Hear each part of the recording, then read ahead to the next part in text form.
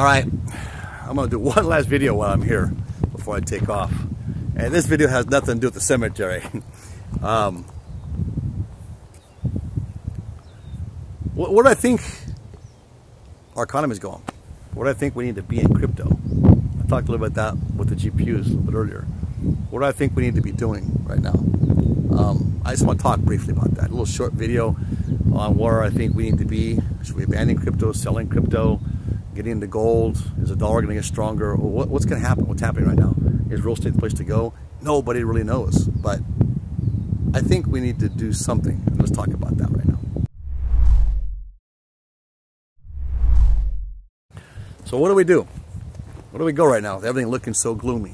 Well, you know, I was looking at a video I filmed, and I'm going to put this in the front of this video of a chef mixing a bunch of food together. And when he put it on my plate, this mix came out. It was really good. It's like a really nice upper class Chinese, Japanese food restaurant. Anyway, I think what we're seeing right now, we're seeing that whole mixture of different foods or different types of mechanisms, if you will, come together right now with the governments, the World Economic Forum and their 2030 agenda, the war with Russia. I'm not saying the war with Ukraine, because my information tells me that Putin's actually defending himself. Now, I'm not saying he's an angel, but there's a lot behind the scenes that Biden and Canada and NATO were doing, because Putin pulled himself out of the World Economic Forum. He didn't want to keep going with this whole globalization idea. He wanted to maintain his sovereignty. And there was movements to take him out of power, and through Ukraine. And Ukraine was facilitating that. So the hotbed really is Ukraine, not Russia. But I want to go into that. So you have this issue right now, right? We're being deceived by our governments there. You have the issue of, you have what was that, $2 billion of UST just pulled. I mean, you had this, or Luna, UST Luna, it's like this whole, it really looks suspicious. You had a big movement of Bitcoin recently, it really looks suspicious. And so what's really going on behind the scenes? Well, yeah, got governments that don't want crypto to exist. If the World Economic Forum has achieved their agenda, crypto cannot exist. Remember something, crypto gained its power in the black market, if you will. And it needs to remain there. We make it mainline, it's no different than the banking financial institution we have now. And just FYI, I left my debit card. I'm traveling. My bank system's in South America. I left, it ate my card, right? I walked away and forgot it because I used to pull my card back. This one keeps your card until you end your transaction. I walked away and forgot it. Oh, remembered, came back a day later. And I walked in the bank, and the lady was really rude to me. And I said, hey, I think I left my card. She goes, well, if you're not our client, we destroyed it already. I'm like, well, why would you do that? You can see it from out of the country. Well, that's our policy. I said, couldn't you see us out of the country? That's our policy. I said, well, you know, what a real witch. And she was a witch, too. I basically told her, I wanted to tell her that. I didn't tell her that. I refrained, but I told her that was a bogus policy. That somebody traveling, now how am I supposed to get money? And I can't get money. I'm living out here right now. I got one card in the bank, decided they wanted me to renew it while I was traveling. And then I got this card destroyed.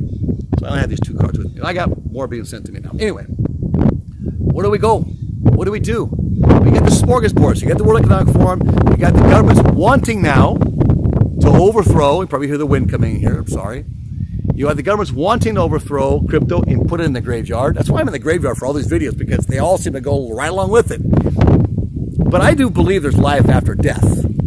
And so I don't see this as an end. I see this as a means, as a portal, like the Maya did, to go down to the underworld, the darkness, if you will, the chaos, as Pinocchio had to do in the depths of the sea. And I think Jordan Peterson explains it really well, so that we can find life on the other side, more of a fulfilling life. And we're going to have to go through some very dark times right now. There's a lot of movement against anything that's freedom or free market economy in the world today. And a lot of excuses being made, including this sickness, to really go further than what is absolutely necessary. My ex-wife is a nurse, and it's like she told me, she says, all you have to do is just clean your hands. You know, just treat it like it's just a normal bad flu. And she worked in the hospitals this whole time. And she, you know, it's a whole other issue we can get into. But there's this whole pot being mixed against anybody who wants free market economy. Then we have the fact of ignorance. I'm sorry, that's going to come down to us, right? And we probably fall on that too because we formed a crypto company. We want to show people that you can survive on crypto. So we were living on our crypto. Yeah, we have holdings, but we were just, you know, instead of just holding it and putting it away, which we should have been doing, we should have just kept, you know, working in our day job, so to speak, and which we don't work for the companies. None of us do. Well, some did, but we all work together now. And I've always been independent. I only worked for somebody when I was younger, just to get the experience I needed to go off on my own. I always felt, and that's where I'm going to go right now with this. What are you going to do? What do you do now? Well, you don't go sell your crypto when it's low. That's for one thing. The governments want you to do that. They want to scare you. It's not going to collapse. You got to go right back to where it needs to be in a black market.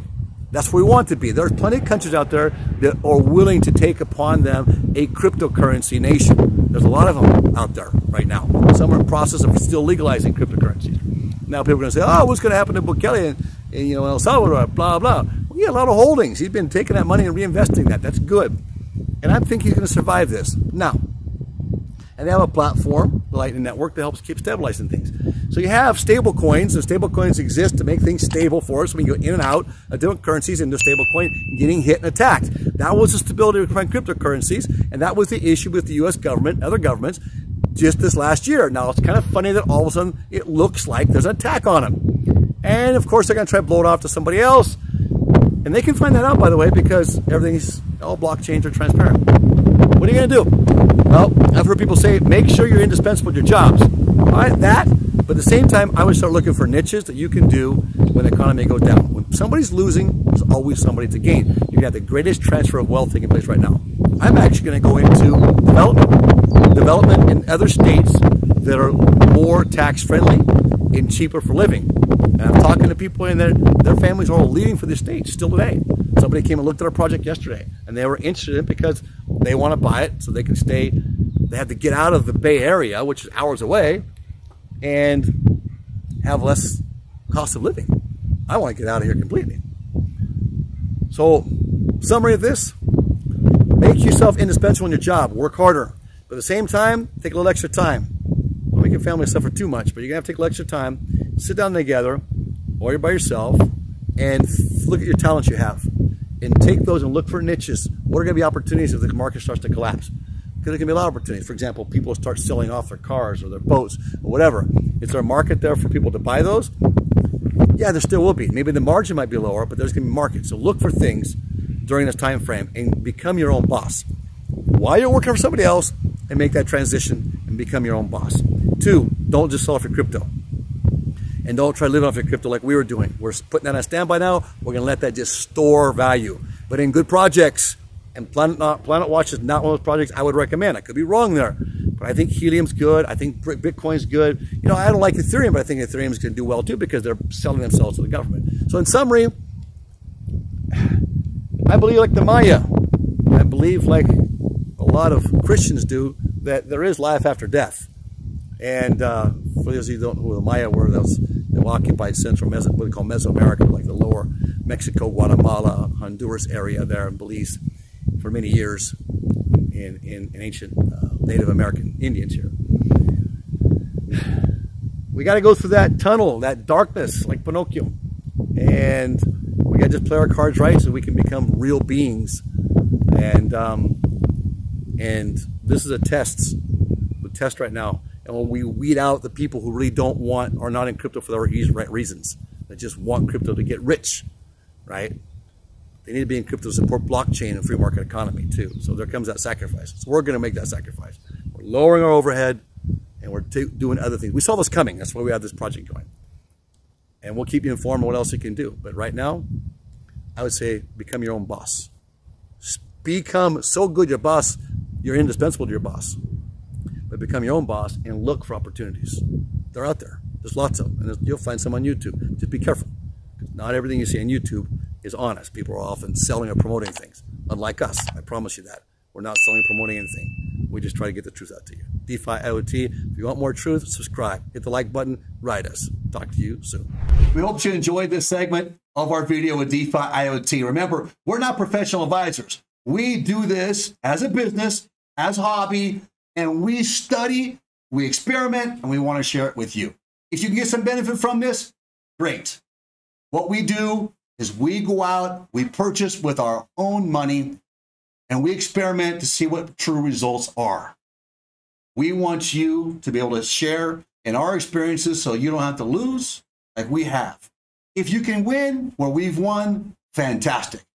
Remember to do your own research and your own homework.